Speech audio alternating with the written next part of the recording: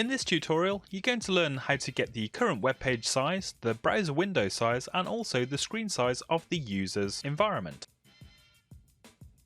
So if you have a need to get the user's browser dimensions for any reason in JavaScript, you can access a few different properties on the window object, and we'll start off by looking at the browser size, which you can access with window.outerHeight, and also window.outerWidth.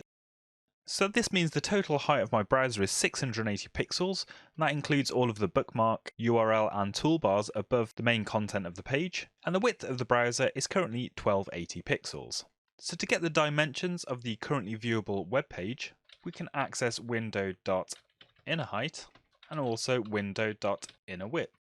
So it makes sense that the inner height is a few pixels less than the outer height because of the toolbar and the URL bar as mentioned. But how come the inner width is only 490 when the outer width is actually 1280? Well, that's simply because I've got my developer tools open at the moment, so if I actually detach them from the current page and access the inner width property again, you'll see it's now matching the outer width that we accessed previously. So that's how we get the dimensions of the browser, but what about if we actually want to access the dimensions of the user's screen? Well, on the window object there is actually a screen property,